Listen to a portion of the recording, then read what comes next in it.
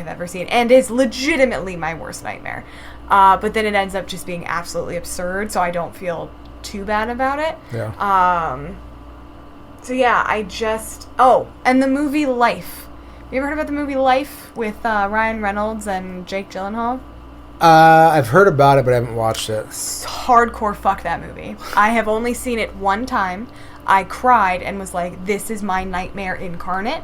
I cannot deal with that movie. Cannot deal with that movie. I do not like tentacles. I do not like things that go inside of your body and eat you from the inside out and suck onto you. I don't like it.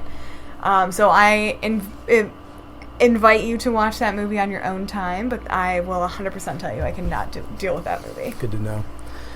There's a nice callback to the 1950s here, where Cynthia is getting ready for bed, and someone is throwing stones at her window, which is how Johnny was introduced the first time. But when she looks out, there's no one there. And so this happens to be the sorority house that she's in right now is the same house that the chick lived in prior. That's correct. Yeah, Fred Dekker, again, I wish that he had more of a career, because these movies are so fun and so smart. He did RoboCop 3. Yeah, slugs. Not in the mouth there, so I didn't have to warn you. They move so fast. Mm-hmm. They move so fast. It's unsettling. What would you do this to me for? It's a scary movie podcast. This is gross. Detective Cameron's car also looks like it's straight out of the 50s, too. Which it probably is. He probably kept the car. Yeah. Tom Atkins, you are great. Yeah. His outfit is amazing. Oh, yeah. He's wearing a floral shirt. Yeah. Like a Hawaiian shirt. And a trench coat. Yes. And he stopped to smell the roses. Mm-hmm. And pop. Oh, okay. So the first time that I saw this movie, I didn't grow up with it, unfortunately. Yeah, when did you first watch this? I was working at Family Video. Oh, I love it. I love it. The traditional good and video. And we had this movie on VHS there. And I would walk by the shelf that it was on every fucking day and see the cover, because the cover is this fucking awesome picture of like a zombie and in a door frame like that you can see through the whole thing. Mm-hmm. He's all zombified, and it says one of Cameron's best lines. Oh, I got good news and bad news, girls. The good news is your dates are here. What's the bad news? They're dead. And that's the cover, and it's awesome. And every time I'd see it, I was like, man, I really want to watch this fucking movie. Yeah. So I had to like dig out a VCR, because at that point it was pretty much straight up DVD. DVDs. Yeah. Well, let me tell you, worth it. Sure. I fell in love with it the very first time I watched it, because it was so smart and so funny, and these flashbacks that he's having right here are really deep. It's honestly more, like, as I rewatch it, it's more layered than I thought it was. Yeah. Because the more you spend time with Ray Cameron, the more you see that like he's legit haunted by his past. Like, you care about the characters more than you would in your typical horror B movie, because you don't get as much backstory. Yeah. You don't get as many monologue, heartfelt moments that you've had already. You know what I mean? Yeah. As Detective Cameron is walking around the sorority house, he walks into the backyard and he sees what is now the house mother's like little cottage. Yeah, exactly. And then it cuts to a black and white shovel hitting the ground.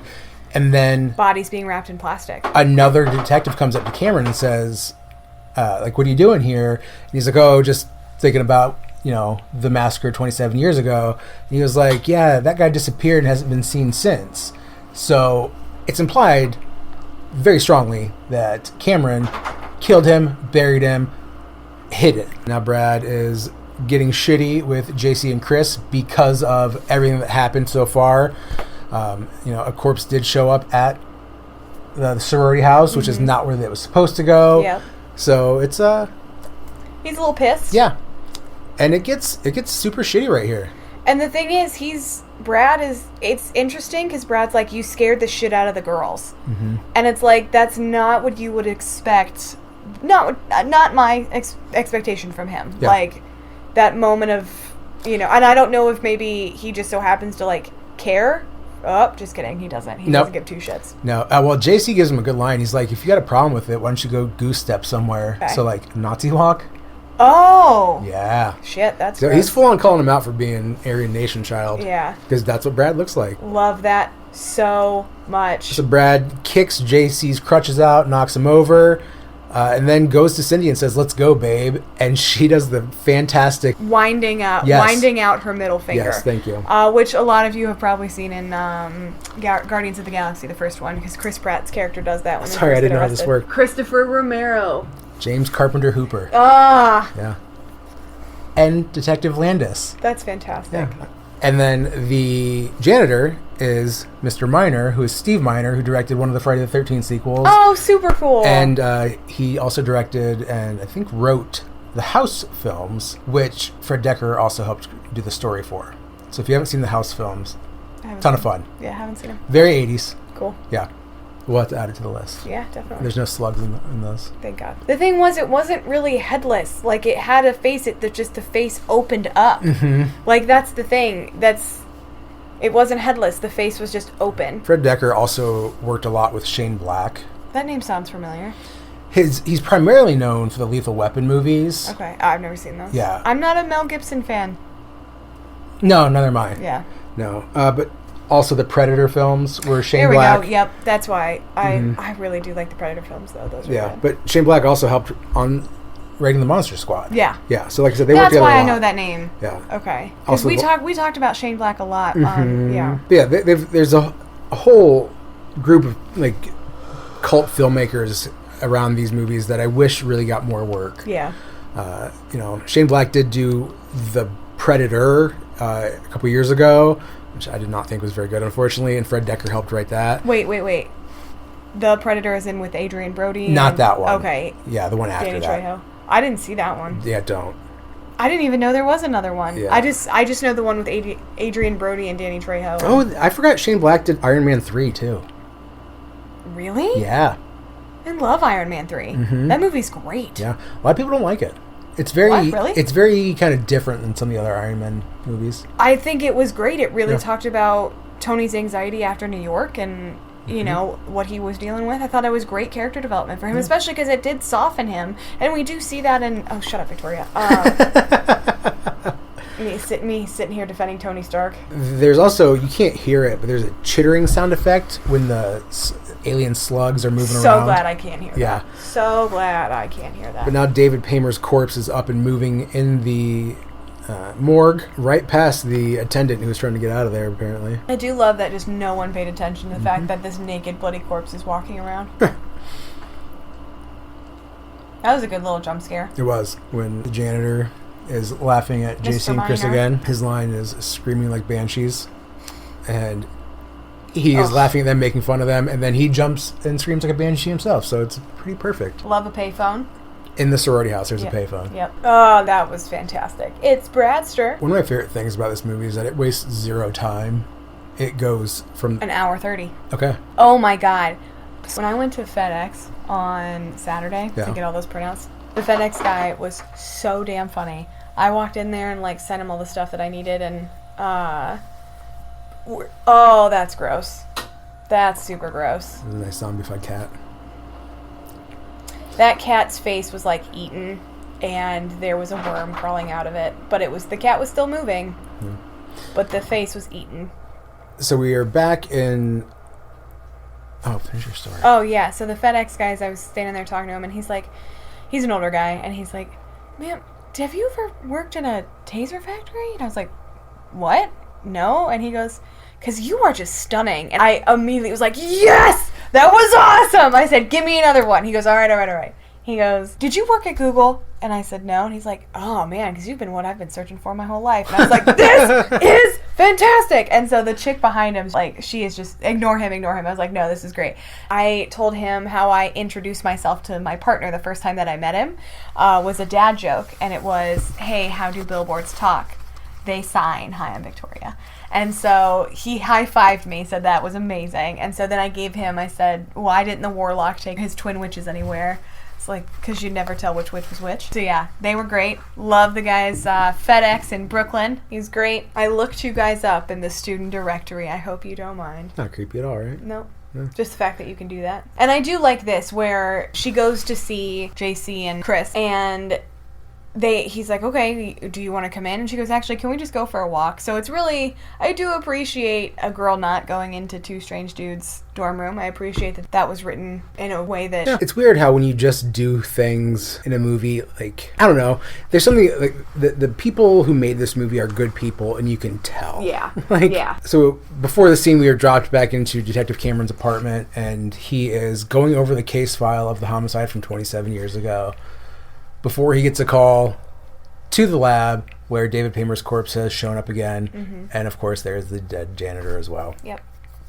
There's JC just said the worst thing you could ever say in a horror movie. I'll be right back. Yep. Yeah. You never say, I'll be right back. If we have learned anything. Detective Cameron says the phrase "throw me" 5 times. And Chris says it once. I like that she's, like, telling what happened. Like, yeah, he split open and these slugs spilled out. And it annoys me that he doesn't believe her. Very obviously doesn't believe her. Yeah, like, rudely doesn't believe her. But I appreciate that the honesty is happening, you know? Yeah. There's our mummified janitor, Mr. Miner. Zombied. Why do you keep saying mummified? I don't know. There's our zombie janitor, yep. Mr. Miner. I love that in the 80s, whatever jacket or sweater you had, you just cuffed it. What is he hearing? He's hearing the chittering of the slugs in the bathroom. It's not going to go up his butt, is it? No. Okay. No. Mr. Miner has now collapsed. Yep. Slugs explode out of his brain. Yep. JC realizes that shit is going down. Has to finish what he's doing, which is he's taking a dump. Bummer. Yeah. Oh, don't reach down. It's going to jump in your mouth. Don't reach down. It's going to jump in your mouth. His mouth is safe in this scene. I'll tell you that. Okay. So he sees a matchbook, and I don't know why his instinct was to reach for it immediately. That would not necessarily be my It take. hit him? Yeah.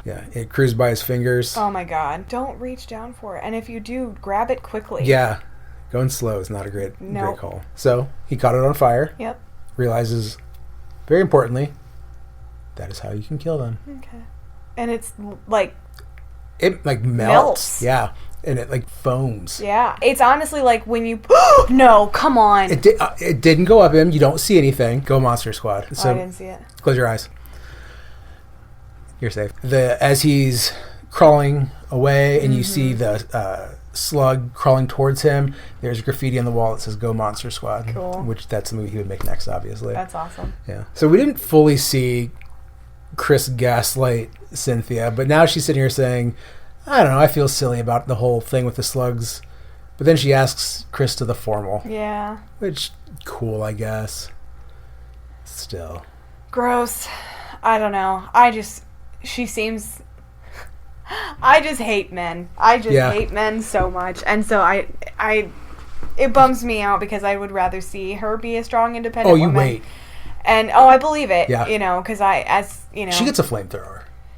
Fucking rad. She's a very prominent character. She's got a strong force about her. Mm-hmm. They make him to be out the bumbling idiot who can't handle anything. So I am excited to see her kind of take action later. It just annoys me that, like, douche of all douches. Detective Cameron refers to JC and Chris as Spanky and Alfalfa the entire time. That's fantastic. This is a very vital scene to the plot of the movie because Detective Cameron admits to Chris what he did. And he poured him a scotch. Yes. I don't think he's 21. Probably not. So both this movie and Monster Squad have the line, dead guys do not get up and walk away by themselves. That's funny. Followed by a scene of a dead guy walking through the street. That's great. Yeah.